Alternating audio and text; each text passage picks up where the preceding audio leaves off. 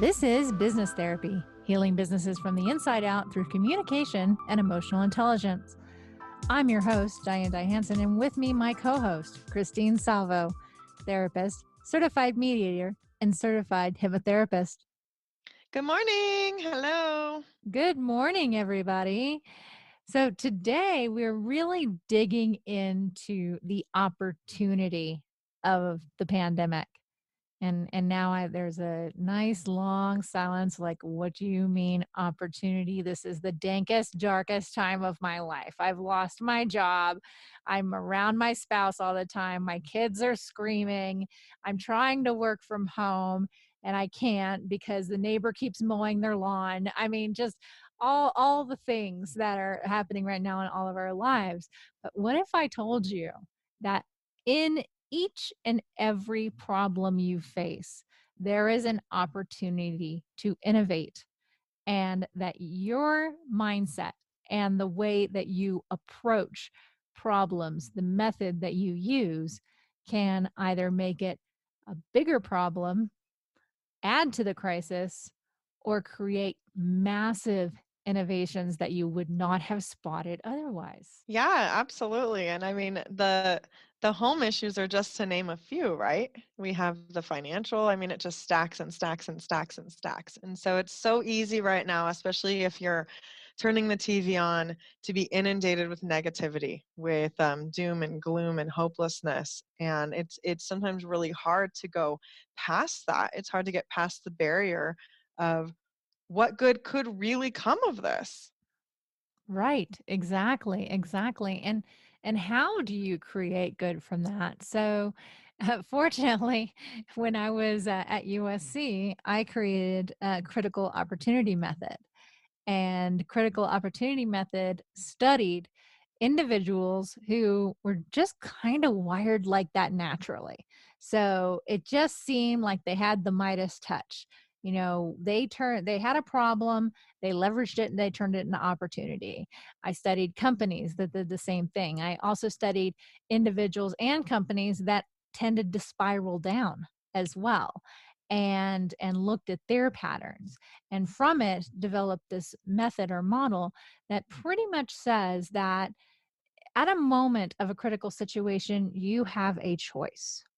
And that choice is, am I going to allow myself to become very aware of what's going on, what's actually going on, not the bigger world picture, but what's going on with my specific situation?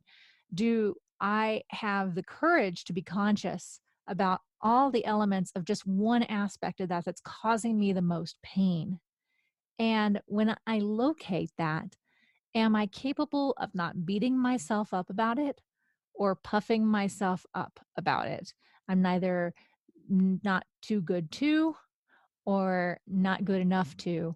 I just am with this situation. You have a choice to do that, or your other choice is to deny the whole thing, to disavow anyone who said it, and then to go into ego, which is I'm too good to, or I'm not good enough to. And you go into that space. And the choice you make at that exact moment is what determines whether you will rise or whether you will fall.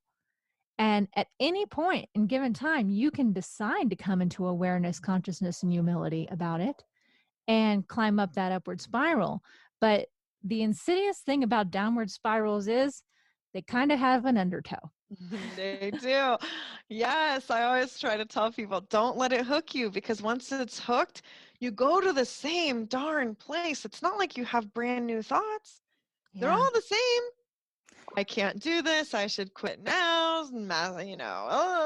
Abandon ship. I'm not, and it goes on and on. But they're not typically new thoughts.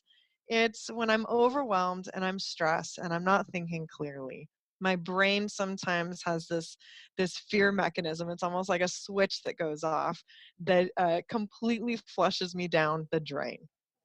Right. Exactly. And what I found is that it follows a very specific pattern. So once you get kind of hooked into that, well, I'm not going to listen to what they said. They're not a credible source anyway, and I'm just going to deny it. Then what that drives you into is blame and victimization. So ultimately, you start finger pointing at yourself and others about it because what else is there to do at that point? If it's like, if I am denying that this is my problem, whose problem does it need to be? Well, obviously, it's your problem. Obviously, it's your behavior.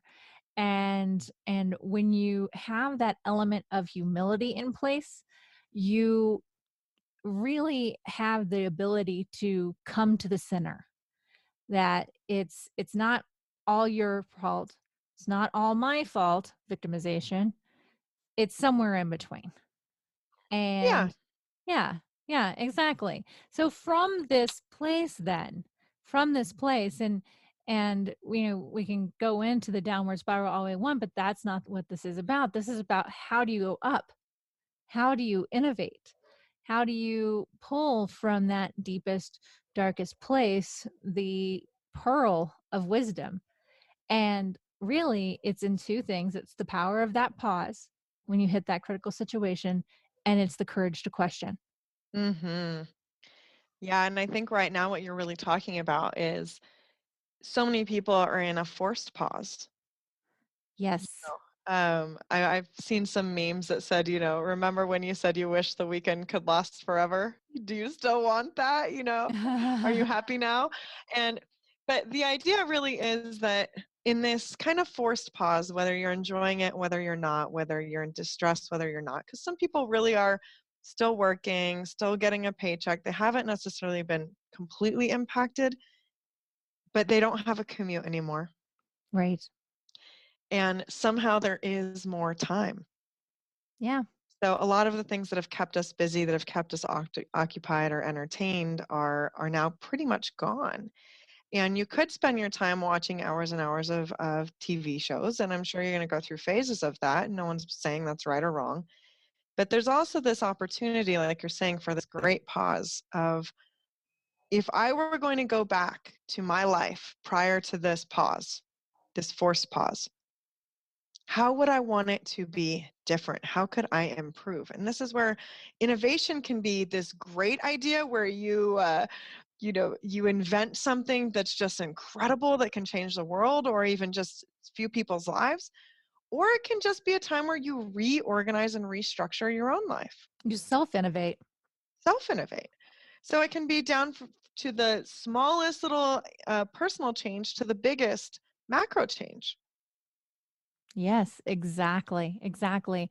And when you're pursuing that change, to let go of the outcome of the change. So one thing that I found in my research is that the reason why a lot of people could not approach that change is because their resistance was too high. And part of the resistance was is they couldn't remove themselves from the equation. They couldn't collect the data that they needed to lower the resistance because it was personal, really, really personal. So to take on that persona of the researcher, to take on the persona of detective, of forensic, cop, of whatever you want to be, in order to distance and ask the questions about that situation. Because right now, many of us are going through really tough times, tougher than we've seen in our lifetimes. And it's difficult because there's so much out of our control, and we want to force the outcome. We want to come out on the other side, and we want it to kind of look like this. And what happens is, when you kind of want it to look like this, you start looking at what's impossible versus what's possible. And the moment you can make that shift through, being a little bit more objective and looking at what's possible versus impossible, that's when you start dipping into the shores of innovation and Hmm. the ability to really look at, okay, well, now that we're all meeting online, what's possible? And I discovered something for myself, which was kind of a big aha moment.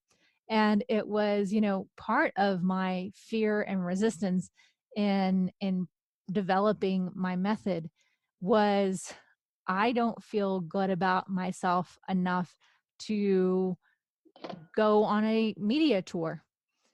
I would be mortified to go on something like the Today Show because I am a size 16. And that was like, really? That is so, so interesting. But how do I self-sabotage? Being a pleasure seeker, loving ice cream, loving wine, loving all the things, and being that. So now I have a choice. I can either say, well, I'm too good for that. I'm just going to do it anyway. I'm just, whatever. Or I can say, well, I'm not good enough to do that anyway, so why try? And Well, right. And really kind of what I'm hearing you say is first of all, this law of detachment, right? So mhm. Buddhist philosophy Yeah. of if I can observe it without being attached to even my own thoughts or emotions about Yes. it, then all of a sudden I become the master. I've risen above it, and therefore I can see it clearly because clarity is always king. I won't know what needs to change until I can see it. And so much of your process is talking about like you have to stop avoiding. So whatever the issue is, as long as you continue to avoid and put your head in the sand, it will grow in a negative way. Because, Exactly. I always love to say problems just want solutions. Problems are not bad. All they want is a solution. That's it. That's all they want. So And they're going to keep coming up until you find that solution. until you can The find the the solution. bad relationship repeats itself until you find out what is at the core of that, because the common denominator is you. Sure. So if you look at the common denominator, like, okay, what are the choices that I am making that are leading to this? How am I showing up that may be leading to that? But if you begin to take it personally, if you don't have that Buddhist detachment, what begins to happen is, oh, I'm a terrible person.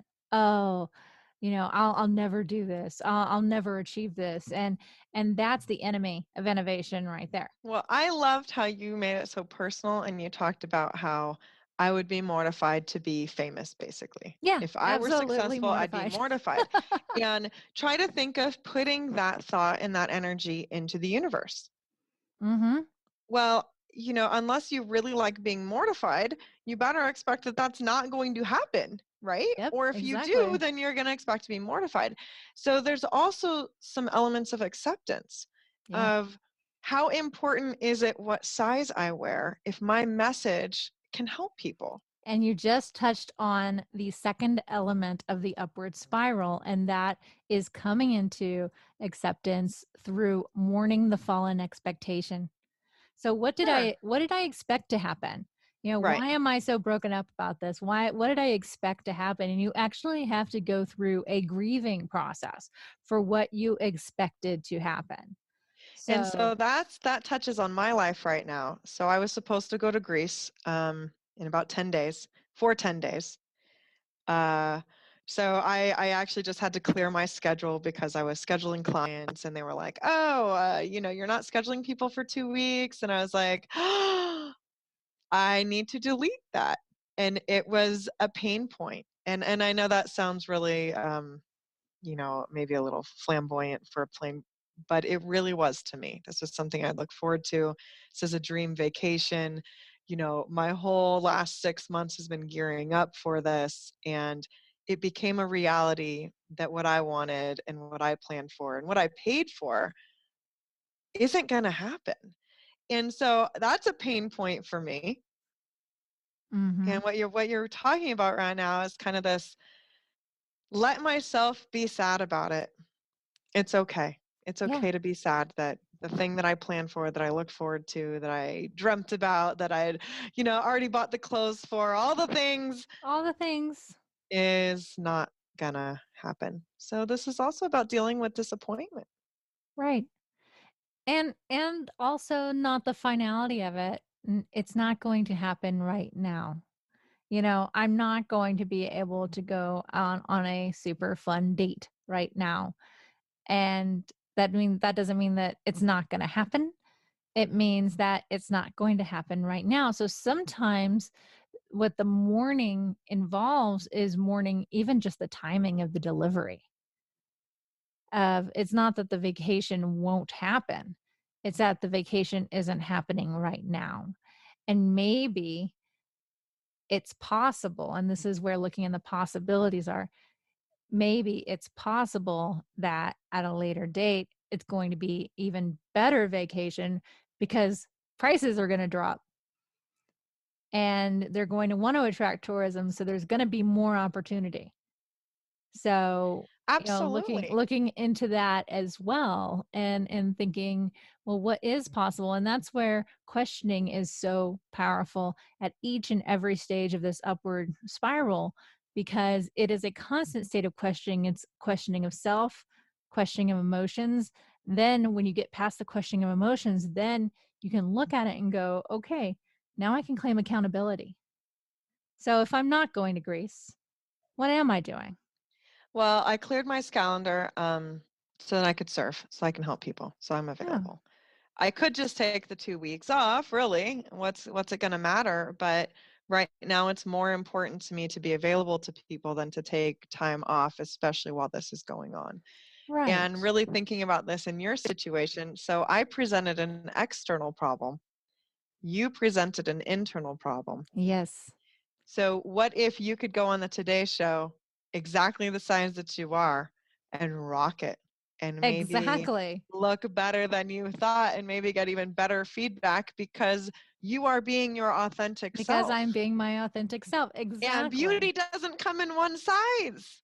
Very true. Very, very true. And it's looking at that and going, okay, now I see that. I can be accountable to that and be a little softer on myself and take action anyway. Yes. And that's a really big piece of that, is that when we get in our own way by not having that detachment, by not having the courage to question, we get in our own way.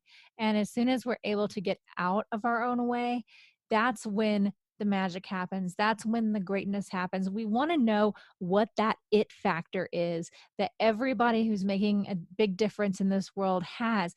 And the fact of the matter is, they stare the world blank in the face and say, I'm doing it anyway. Yes.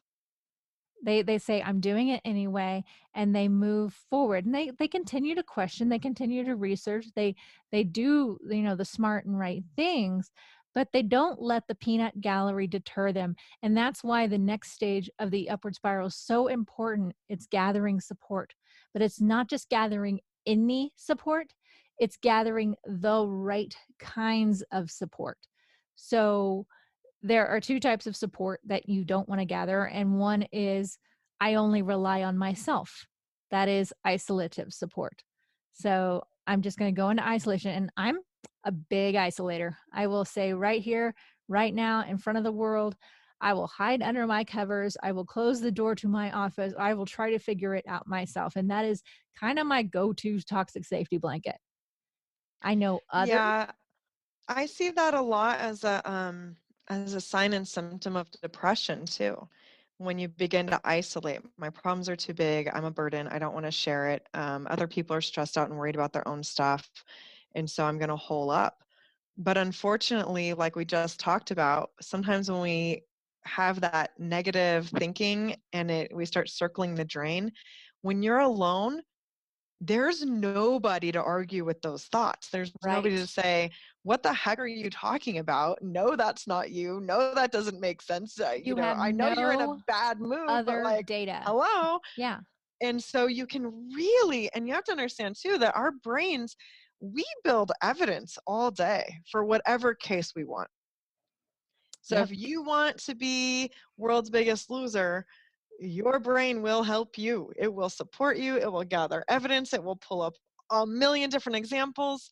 But the same thing is true for world's greatest, survivor or thriver or Mhm. anything like that. Your brain can also do that. But when you isolate, you're really, really at a high risk for things getting far worse. Exactly, exactly. And so that is one, and you lack data. Your brain is your only source of data, and it will prove anything you want. Therefore, you cannot detach. You cannot be objective. You If you question, you're going to ask the all what's not possible questions. It's a really rough spot to be in. The other rough spot to be in is what I call joining forces with hate. And this is when you align people who agree with your negative thoughts. Everyone hates the boss. Well, I hate the boss right now, but what I'm going to do is I'm going to talk to all my coworkers and get them to hate the boss too. And then we're all going to go to their boss and we're going to make something happen there. Or I hate this political thing that's happening right now. Let's all gang up. Let's hate on that. There's no solution in hate. There is zero solution, and it doesn't have to be pure hate. It can also be the co-signing of bad behavior. Yep. So I'm going to co-sign your bad behavior, and I'm going to get all of our other friend group to co-sign our bad behavior as a group. And now our bad behavior is perfectly cool. It's also the new status quo. So, who you surround yourself with is so important. And it's important when you're gathering support to choose people who are going to add elements to your discovery. So, if, for example, your issue is, well, I'll just say mine, that I'm finding new opportunity in the pandemic and doing media interviews because I don't have to be on camera and I look pretty good from the boobs up. Yeah, that kind of thing. Um, I I could get people to go, yeah, yeah, you're right. You should just do media while you do that, and that way you'll feel nice and comfortable. And that's definitely joining forces with hate. It's co-signing the bad behavior, the bad thought. But if I got people who said, what's fantastic about this time is you're actually buying some time. So if you want to get healthier, if you want to work out, if you want to take this time to focus on your health and your body and feel great, walking out on that Future Today show, now is the time because you can still do the work of your business and you can still do these interviews, and on the background you can work on the bottom half. Or there's Mhm. the friend who says, what, any size is beautiful, and helps me realize that as well. So when you're looking for your support team, you're looking for other people who buy into this method as well. They buy into the power of the pause and you get to make a choice. They buy into questioning. They buy into the detachment and becoming the master of your own thoughts. They buy into personal responsibility. They're highly accountable individuals. They are not individuals that you see stuck in the downward spiral quite often, or if they go there, they bounce back. They're resilient people. So these are Yeah. the people you want to align yourself with when you are gathering support. Well, and not only that, but there's something that's sticking out to me, which is, and I talk about this all the time in session too. You don't have to know the answer for 75 years, Yeah. right? I was just well, I'm doing telehealth right now, and this female is struggling in a relationship, and she's like, gosh, it's so neat because I'm not worried about if we're getting married or not. I'm just being in the relationship. Mm-hmm. And it's like, wow, what if you did all of your media stuff, and by the time this is over, um, you already did feel great going Yeah, on the Today Show. But exactly. trying not to get too far into the future because that's its own obstacle. So Mm-hmm. I don't want to be successful now because I may not be in the shape I want to be in. So there's that piece of acceptance, which is if for some reason I become successful now, I'm ready to serve and it doesn't matter what I look like. They make clothes that fit me. I'm Yep. sure I can find some that'll be flattering, right? Mm-hmm. You'll have your hair, you'll have your makeup done. You'll feel like $1 million. You're going on the Today Show. I think the last thing you're really going to worry about is your size, honestly. But really kind of getting into this idea that don't go too far into the future because that's where a lot of the fear and the anxiety comes in. And that's Mm-hmm.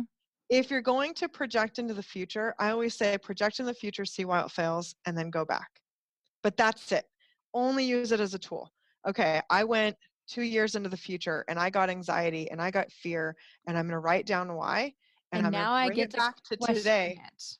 Exactly. But that's Mm-hmm. the only reason to go that far in the future because you have not been there. You do not know what's there. And it Oh, will be one of no. those things that stops you. We didn't know 2 months ago that this would be happening. I had no idea this would be happening. I I mean, can this guarantee is you that. such an uncommon situation that I don't think anybody could have projected that. So to assume that you can project your own future and you can make decisions today that avoid this outcome out here that isn't even an outcome yet. But you know what's sure to happen is that if you act one way today that's in alignment with it and you keep Absolutely. acting that way, then you're going to perpetuate it.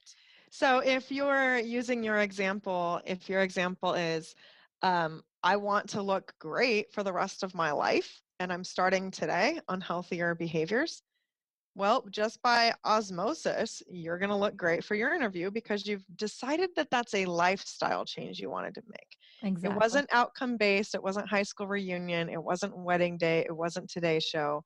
It was, I've had some habits and I can do better. And I'm going to choose to. And I'm going to let Yep. it be slow and I'm going to let it be steady. And I'm going to let myself fall off and get back on because that's a natural cycle of what we do. But I'm going to kind Exactly. of do the marathon mentality over the sprint. Exactly. And when you are so aligned, you start to develop that day-to-day strategy, and that's actually the next step up that rung of the upward spiral is to develop a strategic plan. And what are my habits going to be today, now that I've questioned all this and I can see what's different and what's possible, what am I going to now do today to make that possible? What actions am I going to take? What toxic safety blankets, those downward spiral things I know I need to avoid, what are those things, and put them down on paper. And when you put that down on paper and you make it real and you make a commitment to it, that is incredibly, incredibly powerful. Incredibly powerful. And then what you get to do is you get to celebrate it. Yeah, Every single day you make a step toward that greater goal, you get to celebrate that. And you get to celebrate it in a big and joyous way or in a just a very small add a girl, add a boy type way. But the importance in celebration is what you focus on increases. And, absolutely. whether you think you can or you think you can't, you're right. Yep. And if you think that great things are happening to you every day and you focus on the great things that are happening every day, even in the midst of this pandemic, if you focus on what's working versus what's not working, more will work. And if you can build that as a muscle and you can tune your vision, it's kind of like the old car game, I Spy. I spy with my little eyes something blue. And all of a sudden everything is blue. Like Well, it just pops out, right? it just It pops was out. there all along and you never noticed. And all of a sudden you're like, whoa, I didn't realize I had I something didn't blue. realize that was blue and that's blue and that's blue. Oh my gosh, there's so much. The whole world is blue. Well, the whole world is blue because you're focusing on it. Right. Now imagine the whole world being filled with opportunity and focusing. I spy with my little Yeah. eye this opportunity and that opportunity and that opportunity, and I can do that. And all of a sudden, the world becomes innovation. And the last bit of it is to learn from it. So Right, through right. No this more head in the process, sand, no more avoidance. So exactly. this isn't false positive thinking where if I think myself out of this, that's going to work. It's more of a I can see what's not working, I acknowledge it, it's real, and I'm bringing in yeah. All newness. We're bringing in all newness, and that is absolutely, absolutely beautiful. Wow, this episode really flew by for me. How about you, Chris? Yeah, so fast, so fast. Oh my gosh. Well, this has been Business Therapy, healing businesses from the inside out through communication and emotional intelligence. I'm Diane Hansen, management consultant. Christine Salvo, marriage and family therapist, hypnotherapist, and mediator. Have an excellent, beautiful, amazing day and innovate your life. Innovate your life. Have a great day. Bye bye. Bye bye.